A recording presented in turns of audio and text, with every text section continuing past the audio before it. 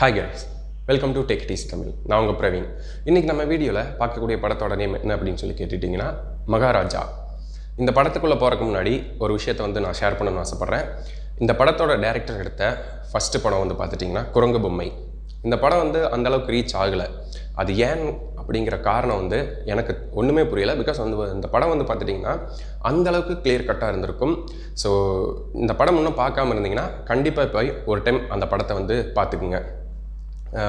இப்போது இன்னொரு விஷயம் என்ன அப்படின்னு சொல்லி கேட்டிங்கன்னா, இந்த ஹீரோஸ் எல்லாம் இருக்காங்கல்ல, அவங்களோட 25, 50, அப்புறம் 75, 100 இந்த மைல் ஸ்டோன் மூவிஸ் எல்லாம் இருக்குது பார்த்தீங்களா, அதெல்லாம் அந்தளவுக்கு கிளிக் ஆகலை அப்படின்னு சொல்லி நிறைய மித்து வந்துட்டு இருந்தது.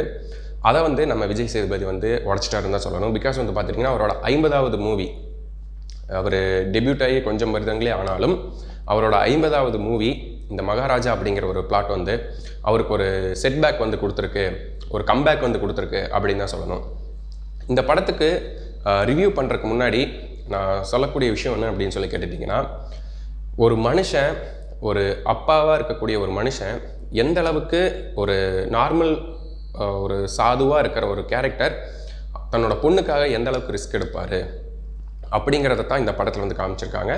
அண்ட் ஒன் மோர் திங் என்னென்னா, ஒரு விஷயத்தை எப்படி நம்ம போய் டெலிவர் பண்ணுறோம், எப்படி டெலிவர் பண்ணால் அவங்களுக்கு எப்படி புரிஞ்சுக்குவாங்க, தென் பார்த்துட்டிங்கன்னா ஒவ்வொரு இன்சிடெண்ட்டும் எப்படி நம்மளை கனெக்ட் பண்ணுது அப்படிங்கிறத டீட்டெயில்டாக இந்த படத்தில் கொடுத்துருக்காங்க. இந்த படத்தை ஒரு டைம் பார்த்தீங்கன்னா புரியாதுங்க.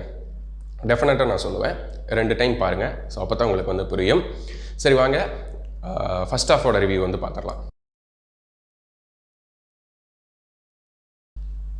இந்த படத்தோட ஓப்பனிங்கில் பார்த்துட்டிங்கன்னா, ஒரு விஜய் சேதுபதி ஒரு வயசான ஒரு நார்மலான ஒரு கேரக்டர் தான் கொடுத்துருக்காங்க. அவரோட சர்க்கிள்குள்ளே தான் வருது. ஓகேவா? இந்த படம் அந்தளவுக்கு ஒரு பெரிய படமாக இருந்தாலும் அவரோட ஒரு சர்க்கிள்குள்ளே மட்டும்தான் வருது. இந்த படத்தில் பார்த்துட்டிங்கன்னா கதைக்கு ஏற்ற மாதிரி அந்த கேரக்டர் சூஸ் பண்ணியிருக்காங்க. அதே மாதிரி அந்த நேம்ஸ், அதை பார்த்துட்டிங்கன்னா ஒரு சலூன் கடைக்காரரு, ஒரு சாதாரணமான மனுஷன், அவருக்கு பேர் மகாராஜா. ஒரு போலீஸ் ஸ்டேஷனில் இந்த டிவிஎஸ் 50 இந்த மாதிரி வண்டிகளை திருடி சேல் பண்ணிருப்பான் பார்த்தீங்களா, அவன் பேர் போலீஸ். ஸோ இந்த மாதிரி கதையோட நேம்ஸில் ஆரம்பித்து கேரக்டர் வரைக்கும் எல்லாமே பார்த்து செதுக்கியிருக்காரு கதையோட டைரக்டர். ஸோ இந்த கதை எப்படி ஸ்டார்ட் ஆகுது அப்படின்னு சொல்லி பார்த்துட்டிங்கன்னா, ஒரு ஊரில் ஒரு சலூன் கடையில் ஃபஸ்ட்டு வேலை செஞ்சிட்ருக்காரு. சரிங்களா? அப்போ நம்ம ஒரு குடும்பம்னா எப்படி இருப்போம், பொண்டாட்டியை சார்ந்து தான் இருப்பாங்க. அதாவது அவங்க ஒய்ஃபுக்கிட்ட கேட்டு தான் எல்லாமே பண்ணுவாங்க. ஸோ அதே மாதிரி தான் இவர் ஒரு நார்மலான மனுஷன் தன்னோட பொண்டாட்டிக்கிட்ட கேட்டு தான் எதுனாலும் வாங்குறாரு. பட் ஆனால் ஒரு விஷயத்தை பார்க்குறாரு. பார்த்ததுக்கப்புறம் அது அவருக்கு ரொம்ப பிடிச்சிருது. ஸோ அதே மாதிரி கடைக்காரர் சொல்கிறாரு, இதையும் பொண்டாட்டி கேட்டுப்பா அப்படின்னா, இல்லை இது அவளுக்கு பிடிக்கும் அப்படின்னு சொல்லிட்டு வாங்கிட்டு திரும்புகிறாரு. ஆப்போசிட்டில் ஒரு வீட்டுக்குள்ளே அவங்க ஒய்ஃப் உட்காந்துருக்காங்க. ஸோ ஒரு லாரி பிரேக் ஃபெயிலியர் ஆகி போய் நேராக அடித்து அவங்க ஒய்ஃப் அங்கே இறந்துடுறாங்க. ஸோ இப்போ தான் இந்த கதையை ஆரம்பிக்கும். அங்கே லட்சுமி அப்படிங்கிற ஒரு கேரக்டர் எப்படி வந்துச்சுன்னு அதில் சொல்லியிருப்பாங்க. எப்படின்னா, அந்த வீடு போய் இடிஞ்சு உழுகுது பார்த்தீங்களா, அப்போ ஒரு குப்பை தொட்டி ஒரு ஸ்டீல் இரும்பு குப்பை தொட்டி அவங்க குழந்தை மேலே விழுந்து அந்த இடிபாடுகள்லேருந்து அந்த குழந்தைய காப்பாற்றிடுது. ஸோ அதனால் அந்த குடும்பத்தில் ஒரு குப்பை தொட்டி அப்படிங்கிறது ஒரு மெம்பர் ஆயிடுது.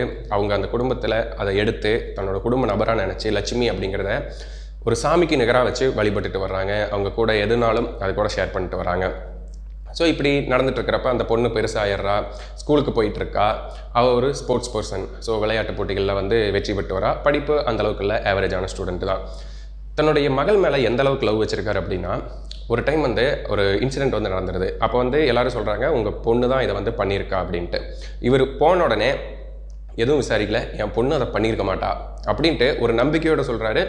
கடைசியில் விசாரித்து பார்க்குறப்ப அந்த பொண்ணு அதை பண்ணலை.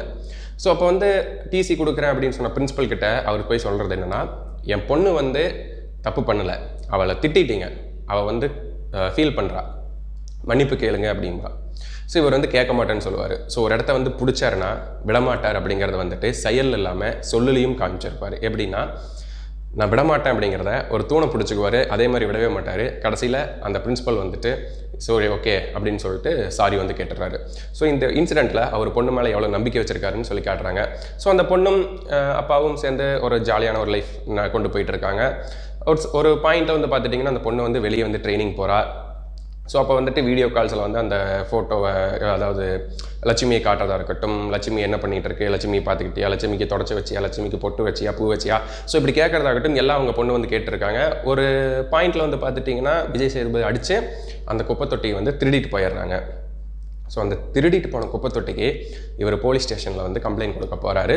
ஸோ உள்ளே போகிறாரு. உள்ளே போய் உட்காந்துட்டு எஸ்ஐ கிட்ட வந்து சொல்கிறாரு, சார் இந்த மாதிரி லட்சுமியை காணோம் அப்படின்ட்டு. சரி ஓகேங்க உட்காருங்க அப்படின்னு சொல்லிட்டு, யார் லட்சுமி அப்படின்னு கேட்குறப்ப அதுக்கு ஒரு எக்ஸ்ப்ளனேஷன் வந்து கொடுப்பாருங்க. கண்டிப்பாக படத்தை பாருங்கள். ஸோ அந்த எக்ஸ்ப்ளனேஷன் கொடுத்து கடைசியில் குப்பை தொட்டி அப்படி வந்து நிற்பார். ஸோ ஸ்டேஷனே வந்து கடுப்பாயிரும். இவர் அடித்து வெளியே துரத்துங்க அப்படின்னு சொல்லுவாங்க. ஸோ அதே மாதிரி செயல்லையும் நான் பிடிச்சதை விடமாட்டேன் அப்படிங்கிற மாதிரி அங்கே பிடிச்சிக்குவார், எல்லாத்தையும் துவம்சம் பண்ணிடுவார். ஸோ அப்போ தான் நம்ம நட்டியோட என்டர் ஆகிறாரு இன்ஸ்பெக்டர் ஆஃப் போலீஸாக. தென் அவரும் வந்து கேட்குறாரு, இவரும் வந்து சொல்கிறாரு, நடந்த இன்சிடென்ட் எல்லாம் இப்படி அடித்து போட்டு தூக்கிட்டு போயிட்டாங்கன்ட்டு. யாருப்பா அந்த லட்சுமி அப்படின்னு சொல்லி கேட்டால் எங்கள் வீட்டு குப்பை தொட்டி அப்படிங்கிறாரு. குப்பை தொட்டியை வந்துட்டு இவ்வளவு கஷ்டப்பட்டு எடுத்துகிட்டு போயிருக்காங்களா அப்படின்னு சொல்லி கேட்குறப்ப ஆமாம் சார் அப்படிங்கிறாரு. சரி ஓகே நான் பார்க்குறேன் அப்படின்னு சொல்லிடுறாரு. அண்ட் இந்த கேஸை எடுக்கணும் அப்படிங்கிறக்காக இவர் கிட்டத்தட்ட 7 லட்சம் ரூபா வரைக்கும் அந்த ஒரு அமௌண்ட்டை வந்து நான் கொடுக்குறேன் அப்படிங்கிறாரு. ஸோ பணத்து மேலே ஆசை இருக்குங்காட்டி அவங்களும் அந்த கேஸை எடுத்துக்கிறாங்க. எடுத்ததுக்கப்புறம் இந்த விஷயம் வந்து வெறும் குப்பை தொட்டி மட்டும் இல்லை, இதுக்குள்ளே ஏதோ இருக்குது அப்படிங்கிறத வந்து தெரிஞ்சுக்கிறாங்க. ஸோ அது எப்படி கண்டுபிடிக்கிறாங்க அப்படிங்கிறத செகண்ட் ஹாஃபில் வந்து பார்த்துட்டிங்கன்னா நிறைய இடத்துல இன்டர்லிங்க் ஆகிருக்கு. ஒரு டிவிஎஸ் 53 சொன்னீங்களா, அவன்லேருந்து வில்லன் கேங்லேருந்து எப்படி இன்ட்ராக்ட் ஆகியிருக்காங்க அப்படிங்கிறத வந்து செகண்ட் ஹாஃபில் வந்து காட்டுவாங்க. வில்லன் கேங் வந்து பார்த்துட்டிங்கன்னா ஒரு ஹார்ட்வேர்ஸ் வந்து வச்சு நடத்திட்டு வராங்க. நைட் டைமில் பார்த்துட்டிங்கன்னா ஆள் இல்லாத வீட்டுக்குள்ளே புகுந்து திருடுறாங்க. திருடினதுக்கப்புறம் அந்த வீட்டில் இருக்கிற லேடிஸை வந்து கெடுத்துட்டு கொண்டுட்டு போயிடுறாங்க. ஸோ இதை ஒரு ரொட்டீனாக பண்ணிகிட்டு இருக்கிறப்ப எப்படி சொல்கிறதுங்க, அங்கே தான் வந்து கிளைமேக்ஸ் வந்து வருது. ஸோ இதை வந்து ரொட்டீனாக பண்ணிகிட்டு இருக்காங்க. பட் ஆனால் இந்த பர்டிகுலராக விஜய் சேதுபதியை வந்து நாக் அவுட் பண்ணது எதுக்காக அப்படின்னா, அவர் கடைக்கு வந்து வில்லன் கேங்கில் இருக்கிறவர் வந்து ஹெட்டு வந்து முடிவெட்ட வந்து வராரு. ஸோ அப்போ வந்து முடிவெட்டுறப்ப நியூஸ் பேப்பரில் பார்க்குறாரு, இவங்க செஞ்ச ஒரு செயல் வந்து நியூஸ் பேப்பரில் வந்து வந்துடுது, ஒரு க்ரைம் வந்து நியூஸ் பேப்பரில் வந்து வந்துடுது. ஸோ அப்போ வந்துட்டு கால் பண்ணி அவரோட பார்ட்னருக்கு வந்து சொல்கிறாரு, இனிமேல் நம்ம பிளான் வந்து கொஞ்சம் ட்ராப் அவுட் பண்ணுங்கள், இப்படி வந்துருச்சு அப்படின்னு சொல்கிறப்ப இவர் கரெக்டாக உள்ளே வந்துடுறாரு. சரிங்களா, உள்ளே வர்றப்ப அவர் வந்து ஓகே இவனுக்கு தெரிஞ்சிருக்கும் அப்படின்னு சொல்கிறாரு. பட் ஆனால் இவரும் வில்லனோட ஒய்ஃபும் சேர்ந்துட்டு ஒரு செயின் வந்து அவங்களோட குழந்தைக்கு வந்து வாங்கியிருப்பாங்க, அந்த டாலர். ஸோ அந்த டாலர் வந்துட்டு மெயினாக வேணும் அப்படின்னு சொல்கிறதுக்காக இவர் வந்துட்டு பர்த்டே கிஃப்ட்டுக்காக எடுத்துகிட்டு போயிட்டு இருக்கிறாரு. உட்காந்து கட்டிங் பண்ணுறப்ப சலூனில் வந்து விழுந்ததுக்கப்புறம் அந்த எப்படி சொல்கிறதுங்க, அந்த ஒரு பொருளை வந்து எடுத்துகிட்டு, அந்த ஒரு கோல்டு செயின் எடுத்துகிட்டு இவர் போய் கொடுக்க போகிறாரு. ஸோ அப்போ வந்துட்டு யாரோ மூலியமாக போலீஸ் வந்து அந்த விஷயத்தை தெரிஞ்சுட்டு இவரை வந்து அரெஸ்ட் பண்ணி இழுத்துட்டு போகிறாங்க. ஸோ இவர் தான் போலீஸ்கிட்ட சொன்னார் அப்படின்ட்டு ஒரு அசம்ஷனுக்கு வந்து வில்லன் வந்துடுறாரு. ஸோ அதனால தான் இவரோட பொண்ணை அடித்து ரேப் பண்ணி போட்டு போயிடுறாங்க. பட் ஆனால் இவருக்கு போட்ட ஸ்கெட்சில் இவங்க பொண்ணு வந்து ஸ்லிப் ஆகிடுறாங்க. ஸோ அதனால் இப்படி நடந்துடுறது. ஸோ அதனால தான் இவர் 7 லட்சம் ரூபா வரைக்கும் யார் என் பொண்ணை வந்து இப்படி பண்ணுது அப்படின்னு சொல்லிட்டு ஒருத்தனை வந்து கண்டுபிடிச்சி கொண்டுடுறாரு. இன்னொருத்தனை வந்து கண்டுபிடிக்கிறது தான் இதை ஒரு கிளைமேக்ஸில் வந்து கொண்டு வராங்க. ஸோ இந்த படத்தில் வந்து கிளைமேக்ஸ் எப்படின்னா, சிங்கம்புலி தான் அது 2வது கல்ப்ரிட். ஸோ அவர் வந்துட்டு அந்த ஒரு கேஸை வந்துட்டு உள்ளே போய் இல்லை நான் வந்து இதை பண்ணுறேன், அதாவது ஒவ்வொருத்தரும் வந்து அந்த குப்பை தொட்டிக்காக வேலை செய்கிறாங்க. பட் ஆனால் குப்பை தொட்டியை எந்த அளவுக்கு கொண்டு போயிருக்காங்க அப்படிங்கிறது தான் கதை.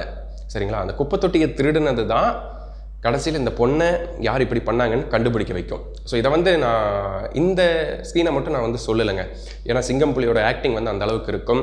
ஸோ நட்டியோட ஆக்டிங்கும் அந்த அளவுக்கு இருக்கும். இதை வந்து தயவு செஞ்சு இந்த படத்தை போய் பாருங்கள்.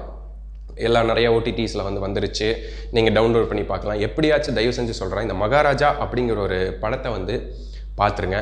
அப்போ தான் அந்த கிளைமேக்ஸ் வந்துட்டு அந்த ஒரு சொன்னேன் இல்லையா, அந்த கால் பாதம் இருக்க ஒரு டாலர், ஸோ அது தென் அந்த பொண்ணோட காலடி, வில்லன், ஸோ இது எல்லாமே ஒரு இன்டர்லிங்க் ஆகி கடைசியில் அந்த காலடியிலேயே வந்து முடிச்சிருப்பாங்க. ஸோ இந்த படம் எழுதப்படலைங்க, வாழப்பட்டிருக்கு. தயவு செஞ்சு இந்த படத்தை போய் பாருங்கள். மீண்டும் ஒரு நல்ல வீடியோவில் சந்திக்கிறேன். நன்றி.